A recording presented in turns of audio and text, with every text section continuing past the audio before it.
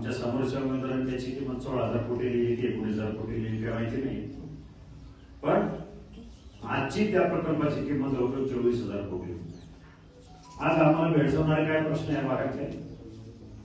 ट्रॅफिकचा पुण्यानगर असतो, शिक्रापूरची ट्रॅफिक बघा, तिकडे लोणीगंजची ट्रॅफिक बघा, या सगळ्या ट्रॅफिकची दुरावस्था जर पाहिली तर त्याच्याकडे मला वाटत नाही कोणी 5 वर्षात गेल्या 5 वर्षात लक्ष दिलंय.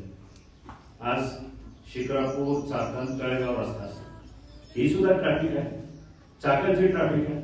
आता ह्या गोष्टी कुठे करायच्या असतात? ते काही आमदारांचं काम नाही, ही काही स्थानिक दुसरे कोणाचे काम नाही. हे करण्यासाठी मोदीजींच्या विचाराचा खासदार आहे. दुर्दैवानं आपण गेल्या वेळेला सत्तेतला खासदार निवडून न देता विरोधी पक्षातला खासदार निवडून दिला आणि एकही रुपयाचं काम या मतदारसंघामध्ये म्हणा असं झालं.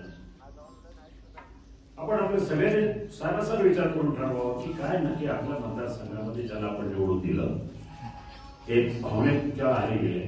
आता तोच कलाकार पुन्हा एकदा निष्ठा निष्ठा निष्ठा करत आपल्या समोर उभा आहे. 2-3च गोष्टी आहेत त्यांच्यावर: निष्ठा, संसद रत्न आणि चांगली भाषा. शेतकऱ्यांसाठी नक्की काय केलं?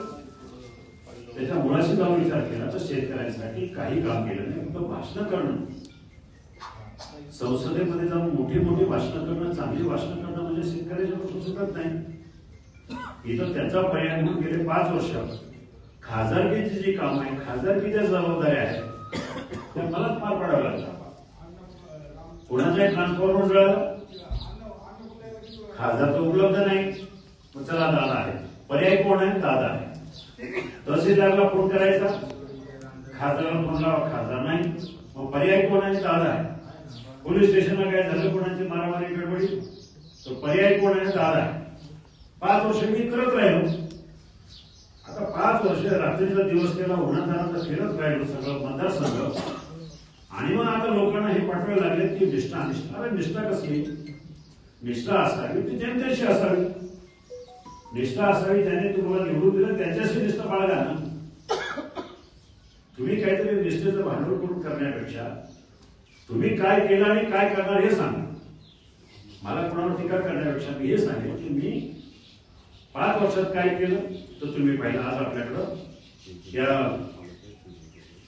पंचक्रोशी मधला सगळ्यात शिरूर ग्रामीणचा प्रश्न तो पाण्याचा प्रश्न. पिण्याचा पाण्याचा प्रश्न, लोकसंख्या वाढली, शहराच्या बाजूच्या आजूबाजूच्या आपल्या वस्त्या वाढल्या, लोकसंख्या वाढल्यानंतर पिण्याच्या पाण्याचं सुद्धा व्यवस्थित बसून नियोजन केलं.